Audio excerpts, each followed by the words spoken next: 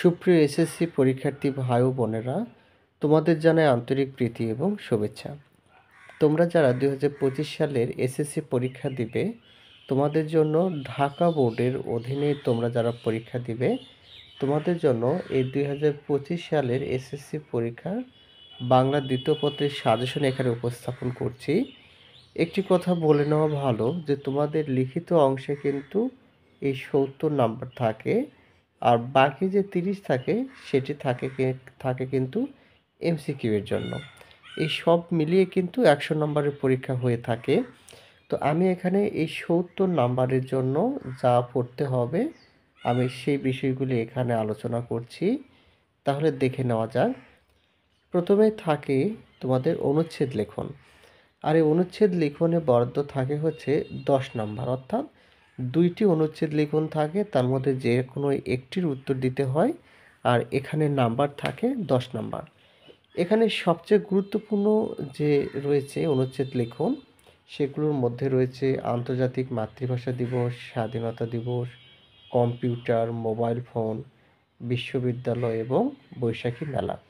এই 6টির মধ্যেই কিন্তু তোমরা পরীক্ষায় যে কোনো একটি কমন পাবেই, কিন্তু অনেকটা নিশ্চয়তা দেওয়া যায় এই বিষয়ে। এবার এরপরে যেটি থাকে সেটি হচ্ছে এখানে পত্র লিখন থাকে, আর এই পত্র লিখনে কিন্তু কয়েক ধরনের পত্র লিখন কিন্তু রয়েছে। তার মধ্যে একটি হলো এই ব্যক্তিগত পত্র। তো এখানে ব্যক্তিগত পত্রের মধ্যে দেওয়া রয়েছে ঐতিহাসিক স্থান ভ্রমণের অভিজ্ঞতা জানিয়ে বন্ধুর নিকট পত্র। এটি খুবই গুরুত্বপূর্ণ। এবং এছাড়াও রয়েছে আবেদনপত্রের মধ্যে এখানে রয়েছে 3 দিনের ছুটি চেয়ে প্রধান শিক্ষকের নিকট আবেদনপত্র। এরপর রয়েছে সহকারী শিক্ষক পদে নিয়োগের আবেদনপত্র, পাঠাগার স্থাপনের জন্য চেয়ারম্যানের নিকট আবেদন। এই 3টি এবং এখানে একটি, এই টোটালে কিন্তু 4টি পত্রলিখন দেওয়া রয়েছে।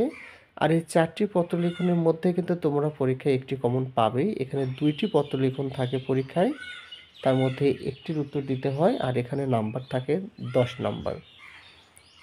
এবার এরপরে যেটি থাকে সেটি হলো সারাংশ লিখন অথবা সারমর্ম লিখন, অর্থাৎ সারাংশও থাকে, সারমর্মও থাকে। এই 2টি আইটেমই কিন্তু দেওয়া থাকে, আমাদের যে কোনো একটির উত্তর দিতে হবে, অথবা আকারে দেওয়া থাকে সারাংশের অথবা সারমর্ম।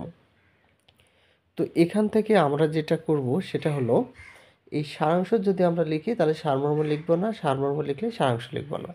এখানে সারাংশ কয়েকটি দেওয়া রয়েছে, 5টি, খুবই গুরুত্বপূর্ণ। বিদ্যা মানুষের মূল্যবান সম্পদ, মাতৃস্নেহের তুলনা নাই, তুমি বসন্তের কোকিল, মানুষের মূল্য কোথায়, অভ্যাস ভয়ানক জিনিস, এই কয়েকটি কিন্তু দেওয়া থাকে। এরপরে যদি আমরা লক্ষ্য করি, এখানে দেওয়া রয়েছে সারমর্ম কয়েকটি দেওয়া রয়েছে, এখানে 3টি এবং এখানে 2টি, সর্বমোট 5টি রয়েছে এখানে সারমর্ম। আমরা যদি এখানে লক্ষ্য করি, এখানে সারমর্ম দেওয়া রয়েছে 5টি। আমরা যদি এখানে লক্ষ্য করি তাহলে দেখতে পাবো এখানে এই 5টি সারাংশ কিন্তু সারমর্ম দেওয়া রয়েছে।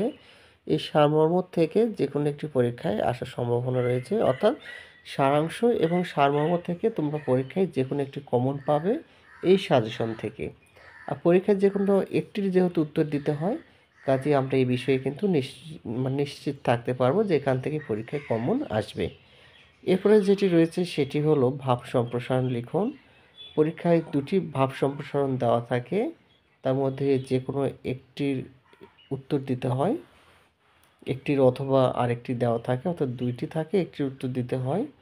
আমরা যদি এখানে দেখি যে গুরুত্বপূর্ণগুলোর মধ্যে রয়েছে দুর্জন বিদ্বান হলো পরিত্যাজ্য, ভোগে নয় ত্যাগেই মনুষ্যত্বের বিকাশ, যে সহে সে রহে। এরপর রয়েছে ক্ষুধার রাজ্যে পৃথিবী গদ্যময়, পূর্ণিমার চাঁদ যেন ঝলসানো রুটি। এরপরে রয়েছে অন্যায় যে করে আর অন্যায় যে সহে, তব ঘৃণা যেন তারে তৃণসম দহে।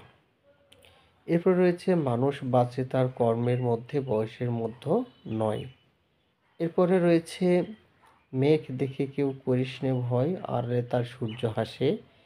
এটি রয়েছে। আরেকটি রয়েছে প্রাণ থাকলে প্রাণী হয়, কিন্তু মন না থাকলে মানুষ হয় না।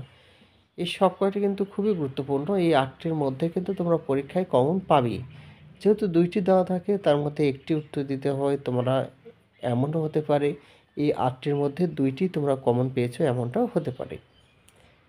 এরপরে আমরা আরেকটি আইটেম দেখে নেব এখানে, সেটি হলো প্রতিবেদন লিখন। এখানেও 10 নম্বর থাকে আগের মতোই। তো এখানে 3টি প্রতিবেদন দেওয়া হয়েছে এখানে। এই 3টি প্রতিবেদনের মধ্যে একটি পরীক্ষায় কিন্তু তোমরা অবশ্যই কমন পাবে। এই 3টি প্রতিবেদন খুবই গুরুত্বপূর্ণ পরীক্ষায় আসার জন্য। আমি এটা থেকে অনেকটা নিশ্চিত তোমাদের বলতে পারি যে প্রতিবেদন লিখন এই 3টির মধ্যে কিন্তু আসবে পরীক্ষায়। এগুলোর মধ্যে সবচেয়ে যেটি গুরুত্বপূর্ণ সেটি হলো এই বৃক্ষরোপণ বিষয়ক প্রতিবেদন এটি। এছাড়াও এলাকার সড়কের দুরবস্থা সংক্রান্ত প্রতিবেদন, আরেকটি শহীদ দিবস ও আন্তর্জাতিক মাতৃভাষা দিবস উদযাপন উপলক্ষে প্রতিবেদন। এই 3টির মধ্যেই কিন্তু পরীক্ষায় কমন আসবে। এরপরে রয়েছে প্রবন্ধ রচনা, রচনা লিখন রয়েছে। আর এখানে রচনা থাকে হচ্ছে 3টি। পরীক্ষায় 3টি দেওয়া থাকে রচনা, এবং তার মধ্যে আমাদের লিখতে হয় শুধুমাত্র একটি। পরীক্ষায় তাহলে কয়টি রচনা থাকে? 3টি রচনা থাকে, তার মধ্যে আমাদের লিখতে হয় একটি। তো এখানে যে কয়েকটি দেওয়া রয়েছে এগুলোর মধ্যে কিন্তু তোমরা অনায়াসে একটি কমন পাবেই। অদম্য অগ্রযাত্রায় বাংলাদেশ, এরপরে যেটি রয়েছে সেটি হলো কৃষিকাজে বিজ্ঞান, এরপরে রয়েছে সময়ানুবর্তিতা, এরপরে রয়েছে ক্রিকেটে বাংলাদেশ, এরপরে রয়েছে বাংলাদেশের উৎসব, এবং সবশেষে রয়েছে বাংলাদেশের প্রাকৃতিক দুর্যোগ। এই 6টির মধ্যেই কিন্তু তোমরা পরীক্ষায় অবশ্যই কমন পাবে। কাজে আমি বলতে পারি এই সাজেশনটি সবচেয়ে ইফেক্টিভ একটি সাজেশন, এবং এখান থেকে তোমরা কিন্তু শতভাগ পরীক্ষায় কমন পাবে। তোমাদের সকলকে ধন্যবাদ। এরকম সকল বিষয়ের সাজেশন দেওয়া হবে। এবার ইংরেজি বিষয়ে সাজেশন দেওয়া হবে। আশা করি অবশ্যই তোমরা সাথেই থাকবে।